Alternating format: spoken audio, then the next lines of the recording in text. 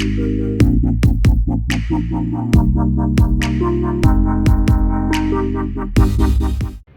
North East India Christian Council minta ka janmiet jong ka arphonyu tarik jylliew kala Pynlong da ka Jingduwai ba kyrpang pat ka Jingthang Mombati sngewlem na ka Bynta ka jylla Manipur pat ki briew kiba shong basah bakin yo biang ka jingshong shong saiñ pat ka jingshongthuh jingmut.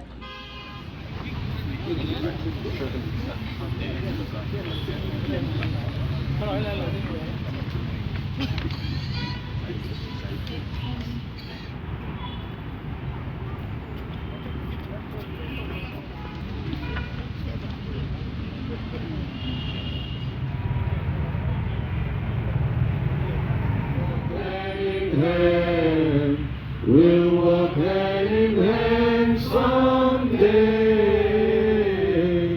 Oh, deep in my heart, I do believe we shall overcome someday.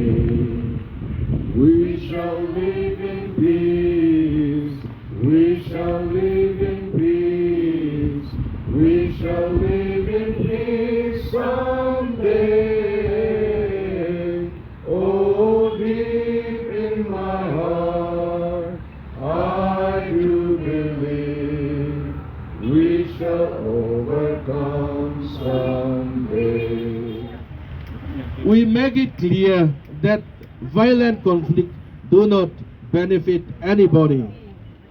And also at this time we pray for freedom of religion.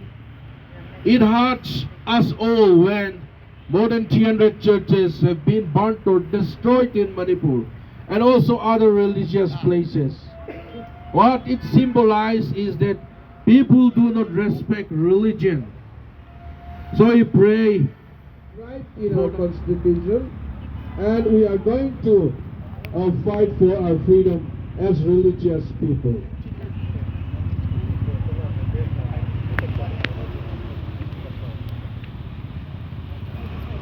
As you light your candle, please pray for the situation in Manipur so that peace will come back as soon as possible.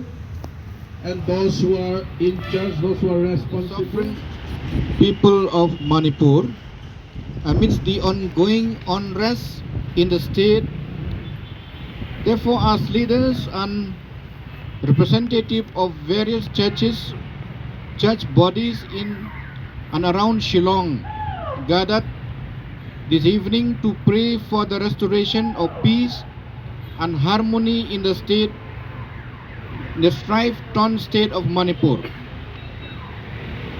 The citizens of Manipur has desperately hoped that violence would cease after the visit of the Honorable Home Minister of India, Shri Amit Shah. However, to the great dismay, the situation on the ground remained unchanged, bringing about a significant setback and deepening the anguish of the affected population. It has been more than a month we are witnessing a situation where reconciliation seems to be a distant dream. In fact, the situation has made everyone across Manipur to become so rigid and parochial that no one seems to think and act for the good and welfare of the state, especially for those who have suffered due to the unmindful violence. By bringing the churches in Northeast India together in this place to have this candlelight vigil as organized with the following intentions as below. Number one, to pray and express our solidarity with the families of those who have lost their loved ones, those who have been left homeless with nothing and displaced to different places within the state, and those who have suffered the psychological scars by witnessing violence and death being perpetrated to their near and dear ones, women, children, aged people, the sick and the defenseless. Number 2, to pray for the church, religious community leaders across the society to have the wisdom, understanding, and responsibility to come together to initiate the process of reconciliation. 3, to pray for the